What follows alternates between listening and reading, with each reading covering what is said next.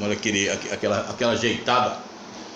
É o seguinte, vamos falar agora rapidamente para você de China de Oeste, tá?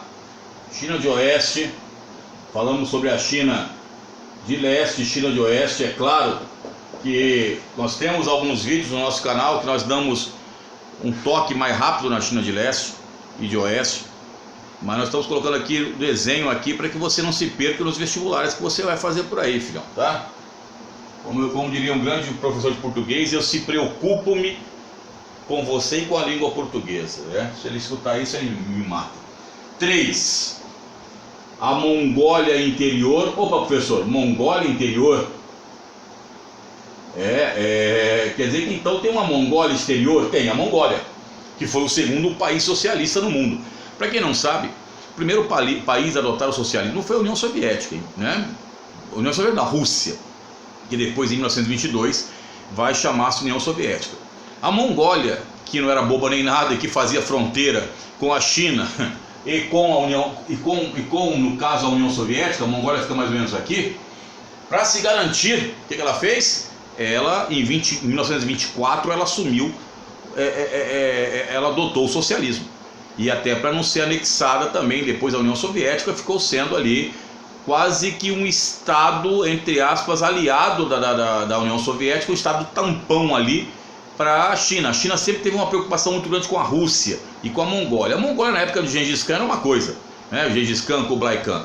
Depois a Mongólia perdeu todo aquele processo lá, né? Então leiam história para ver que foi um período rápido o expansionismo do Império Mongol. E aí, quando eles estavam chegando nas portas da Europa e tinham que votar no Khan, né? Khan era como se fosse imperador, e eles retornam, e aí nunca mais a Mongólia voltou a ser o que era outrora, né? Eram rápidos, soldados baixos, rápidos, e cuja tática era muito, muito brutal, né? O pessoal, quando eles chegaram da Europa, reza a lenda ou a história, que eles eram considerados como se fossem demônios, né?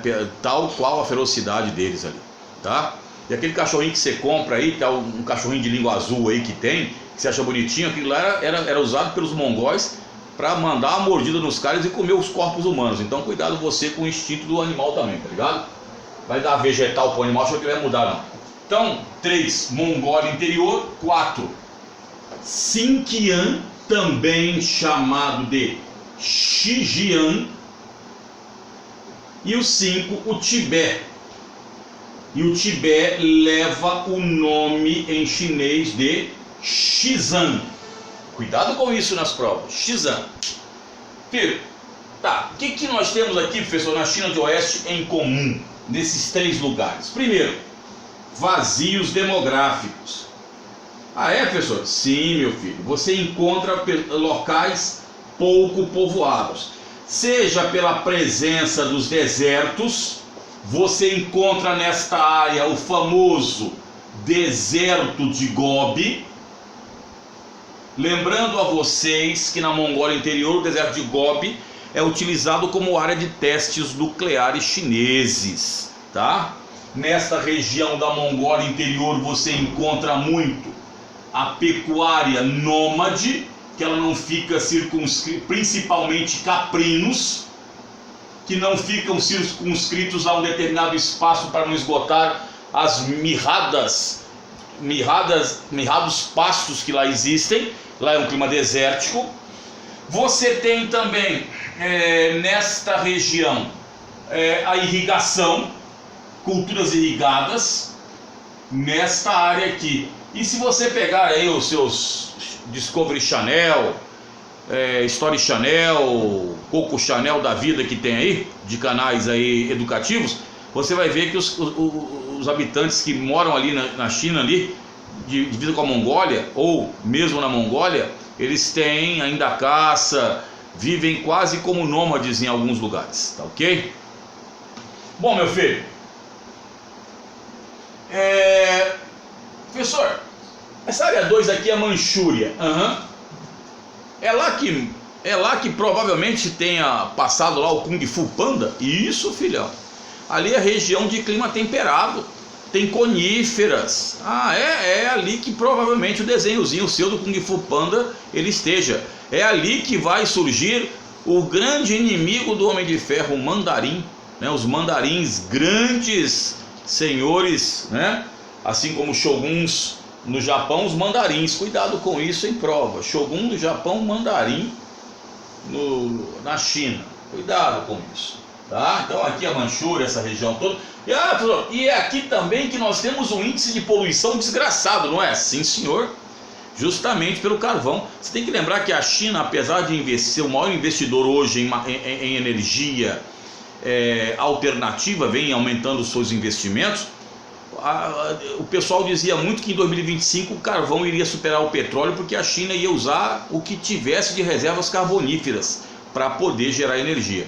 Lembrando a vocês que as reservas de carvão são maiores do que as reservas de petróleo, tá? E estão concentradas no hemisfério norte. Só lembrando para vocês. Mas voltando aqui. 3, Mongólia interior, então vazios demográficos, desertos. Você encontra aqui altas montanhas.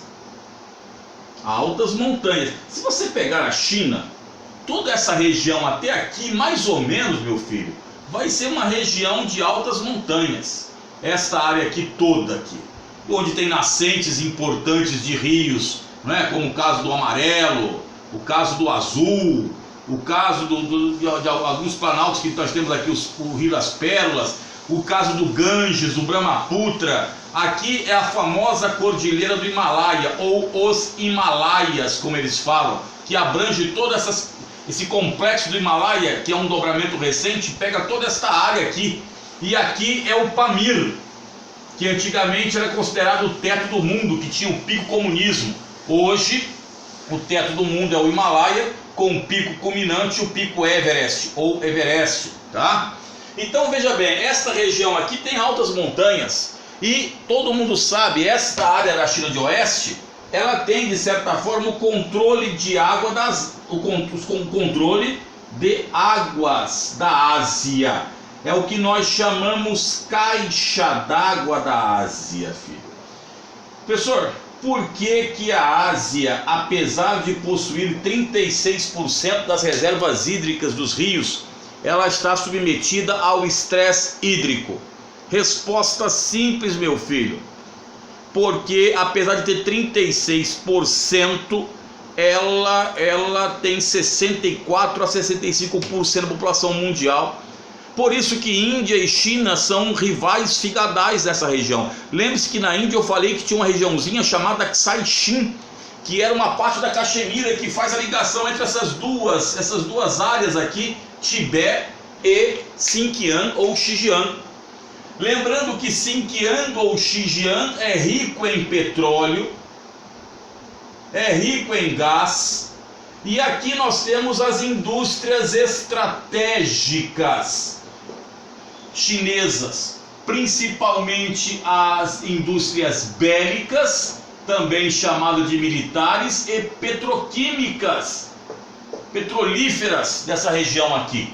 Então você encontra nessa China de Oeste toda esta área. Aqui no Tibete, que foi anexado em 1950, e aí Mao Tse Tung retirou grande parcela, porque quando o socialismo, os lamas tibetanos perderam grande parte de propriedades que tinham, os mosteiros ali, passa a ser do Estado, e isso gera uma revolta muito grande, e aí vai dar a revolta dos monges. Tem 2 filmes que passam isso. Primeiro, 7 anos no Tibete com Brad Pitt, e depois outro filme chamado Kundun, que fala mais sobre essa parte realmente da revolta, e depois Dalai Lama, que era jovem, some aí, e vai ser se eu não me engano, agraciado, não me lembro se ele foi agraciado com o Prêmio Nobel da Paz, mas é considerado o símbolo da paz no mundo aí, né? Haja fórum global aí para pregar a paz no mundo. Então, meu filho, nesta área aqui, então o Tibete foi anexado, tal, tanto é que a figura principal do Tibete é o Panchen Lama, não é o Dalai Lama, é o Panchen Lama, que é mandado pelo governo central. Hoje o Tibete luta, não é, por um maior reconhecimento e maiores investimentos, até ter ferrovias construídas para integrar o Tibete ao resto da China. O que vai acontecer nós não sabemos. Então, aí mais ou menos passamos para vocês, nesses aspectos gerais chineses, algumas situações. Creio eu que, pelo menos de relance, tenhamos passado tudo.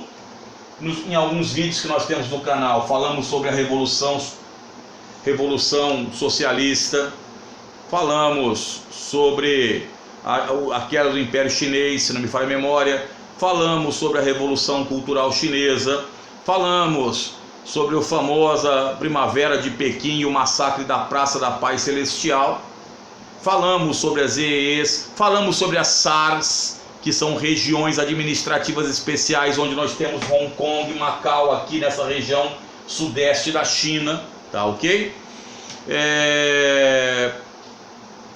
Enfim, lembrando também, antes que eu esqueça, nessa escritura aqui nós temos um clima monsônico, e aqui um clima temperado na Manchúria, e monsônico aqui nessa região, e aqui um clima desértico e de altas montanhas.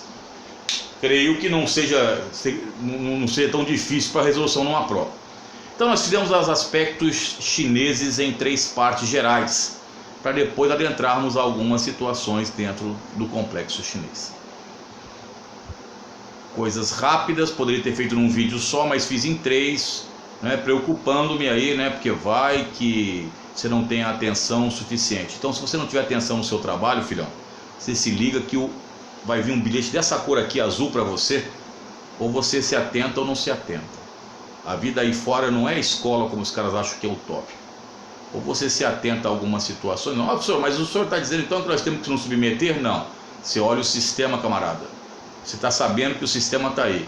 Você pode ficar fora do sistema, mas dentro dele, para ganhar seu ganha-pão, filhão. Porque de sonho quem vive, né, é o pessoal da padoca.